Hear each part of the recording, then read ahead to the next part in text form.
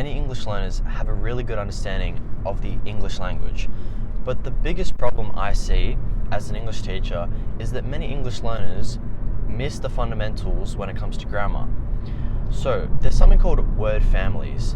For example, doing, does, do. These are all pretty much the same word, but they're used in different ways, or you structure a sentence using them in different situations, right? So a lot of the time, an English learner might form a sentence using the wrong word from the right language family, and it'll sound incorrect, but you'll still understand what they're trying to say. So this is a big problem, because if you're wanting to sound native to native speakers, they're going to understand you, but your English isn't going to sound that professional or native, really. And this is definitely going to affect you in terms of if you're applying for a job, let's say, or if you're just trying to sound more elegant, or you're trying to sound more professional. So this is why it's really important to learn each word family and how to use each word from each word family. Okay, and another problem that I see English learners run into a lot is pronunciation. Okay, so this one is actually overlooked a lot, and I think pronunciation is one of the most important things when speaking English, because I've heard people that speak English in a way where the English might not be as good, but their pronunciation is really good because they come from maybe Spanish speaking or French speaking backgrounds, so it sounds just better, even though maybe the English level could be lower than someone who comes from maybe an Asian speaking background, because it's easier for them to actually pronounce the words.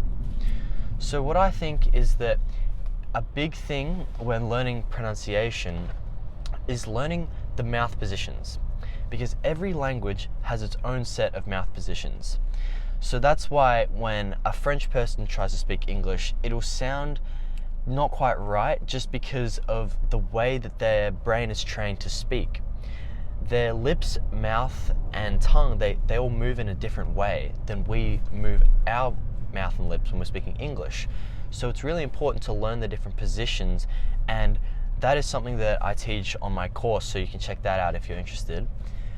And another thing is that when you speak English, it comes in a rhythm. It comes in a pattern, okay? So every language has its own rhythm, okay? So if you come from a different language background and you're trying to speak English with that other language's pattern and its rhythm, it won't sound right, because especially if you come from a tonal language. That's why if you hear someone maybe who comes from speaking Vietnamese and they're trying to speak English, it'll sound very up and down because of the tones in Vietnamese, but English doesn't have tones mainly for the most part, so it won't sound right. So with English, I think it's very melodic. It's like music. You got to think of it as something beautiful. You don't want to speak it very harsh, because it's supposed to be very smooth language. It's a Romance language.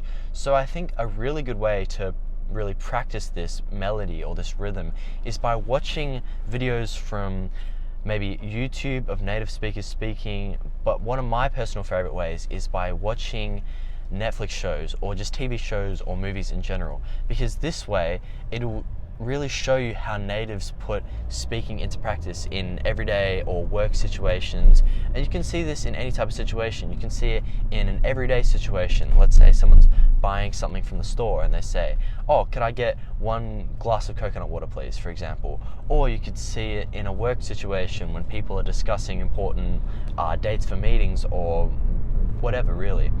And you can kind of personalize it to any situation. So if you want to watch something that you can kind of see in a work situation, then you could try a show like The Office, for example. Or if you want to see kind of like an everyday life or like some native sayings or phrases, you could try something like Outer Banks, for example. There's pretty much a show for every situation that you would really want to learn.